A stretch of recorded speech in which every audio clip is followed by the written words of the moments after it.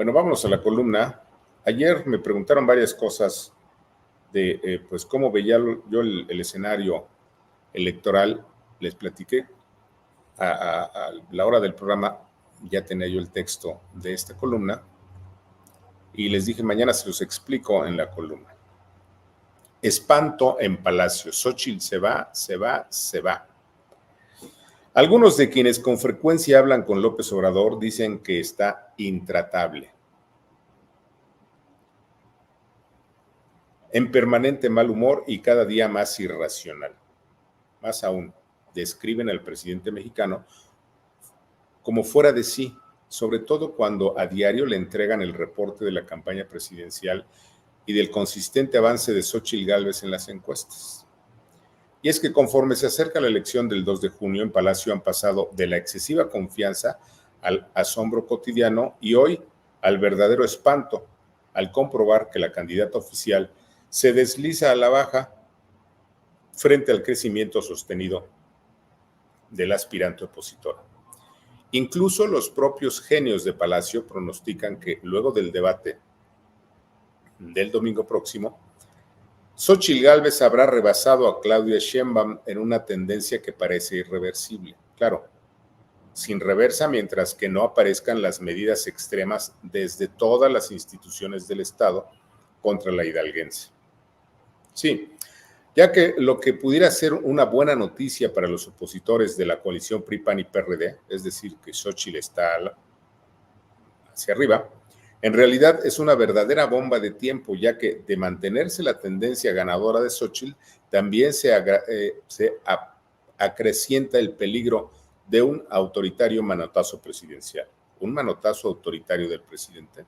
En efecto, en la medida que siga sostenido el avance de la candidata opositora y que pierda preferencias la aspirante oficialista, en esa misma medida será la reacción presidencial para destruir a la señora Xóchitl. Es decir, del pánico y el espanto por una eventual derrota de Morena, en Palacio pasarán a las acciones desesperadas, con el riesgo de lo que aquí hemos advertido repetidamente, el peligro de un golpe de Estado en donde López ordenaría lanzar a los poderosos ejércitos a su servicio contra los opositores para mantenerse en el poder. Y hablamos de ejércitos en plural, porque si bien López es el jefe de las Fuerzas Armadas, también tiene a su servicio a otro ejército, el del crimen organizado, que ya ha ganado elecciones como las más recientes de Tamaulipas, Sinaloa, San Luis Potosí, Guerrero, Michoacán y Morelos. Y una primera señal la vimos el pasado martes cuando la señora Xóchitl Gálvez denunció públicamente que grupos del crimen organizado intervinieron de manera directa para amenazar a los ciudadanos y a los empresarios del transporte para impedir que asistieran a sus mítines. Otro ejemplo es el espionaje en la casa de la señora Xóchitl.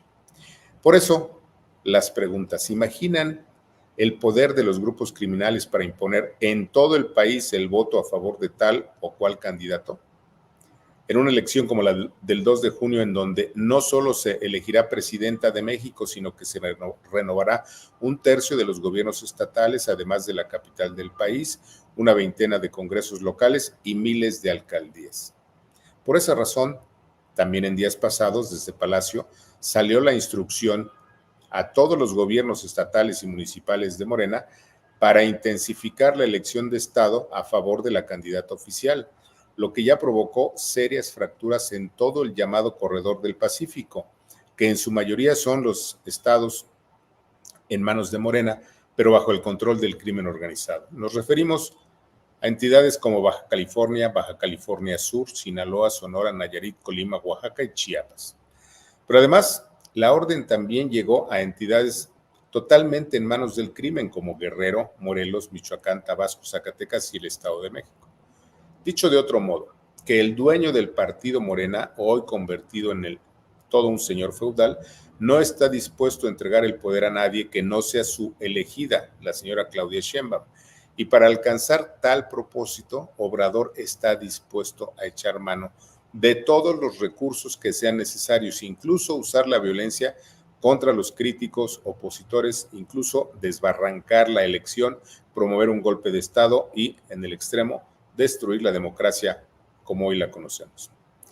Pero lo más sorprendente del caso, como ayer lo dije aquí, es que muchos mexicanos parecen no querer ver la gravedad de la crisis a la que nos ha llevado un fanático del poder absoluto como López Obrador.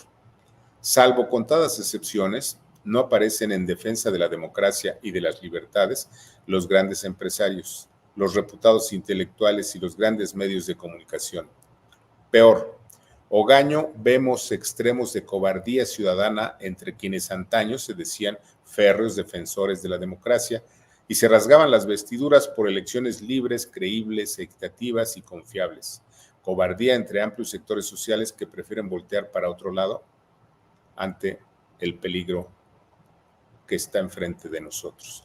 Lo cierto es que la mayoría de los ciudadanos estamos solos, los que trabajamos, los que pagamos impuestos, los que a diario somos el motor de la economía y el pilar de la sociedad, estamos solos. Y por eso obliga a volver a preguntar, ¿hasta cuándo? Al tiempo. Están muertos de miedo allá en Palacio, porque la posibilidad de perder es cada vez mayor para ellos, claro. Pero ese miedo se traduce en actos desesperados que pueden acabar con el país. Seguramente muchos de ustedes conocen la tercera ley de Newton. Esta ley, que es una ley física, dice que a toda acción corresponde una reacción igual, pero en sentido contrario. Esto se aplica perfectamente en la política. ¿Sí? A cada avance de Xóchitl Gálvez, quien va creciendo en las preferencias, corresponde un intento de aplastarla, de detenerla o de destruirla por parte del gobierno. Esa es la tercera ley de Newton. Y es una ley muy peligrosa, porque puede terminar con todo. Como las dos fuerzas están encontradas y presionando una contra la otra, bueno, pues en medio quedamos los ciudadanos, las libertades, la democracia, etcétera, etcétera. Ese es el gran riesgo que tenemos hoy y que está enfrente de nosotros, pero muchos, por ceguera cobarde, no lo quieren ver. Mejor prefieren voltearse a otro lado. Vámonos, comentarios. Déjame tomar un poquito de agua.